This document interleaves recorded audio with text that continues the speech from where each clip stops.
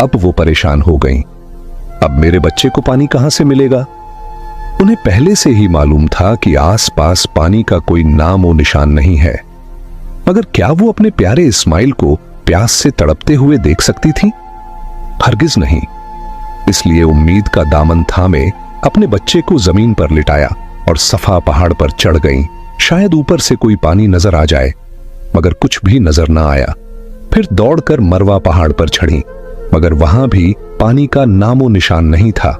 दोस्तों, जब किसी पर मुसीबत आती है तो उसका कोई न कोई अपना साथ देता है, मगर आज इस सख्त और पत्थरीली जमीन पर एक बेबस मां थी, अकेली अपने बच्चे को प्यास से तड़पते हुए देख रही थी और उसके लिए कुछ भी नहीं कर पा रही थी।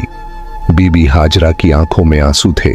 वो इधर उधर दौड़ रही थी, शायद एक कतरा पानी मिल जाए, शायद अपने प्यासे बच्चे को मौत से बचा सकूं।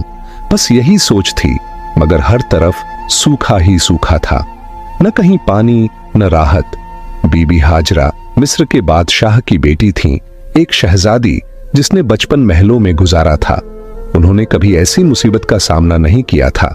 अब वो बार बार सफा पहाड़ की तरफ दौड़ती, शायद ऊपर से कहीं पानी नजर आ जाए। फिर भागती हुई मरवा पहाड़ की तरफ जाती, मगर हर बार मायूसी ही हाथ लगती।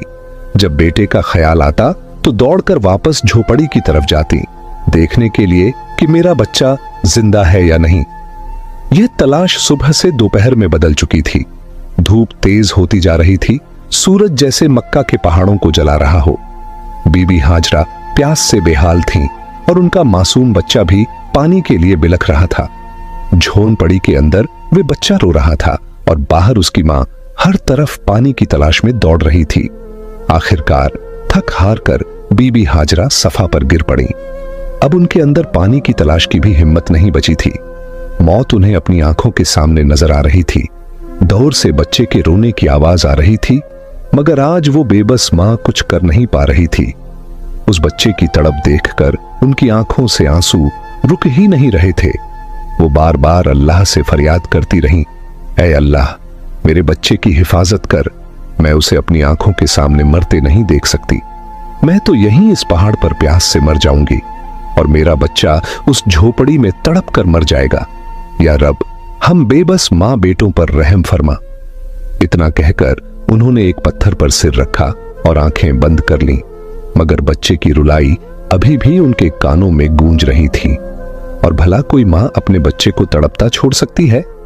इसलिए परेशान होकर फिर सिर उठाया और झोपड़ी की तरफ देखा।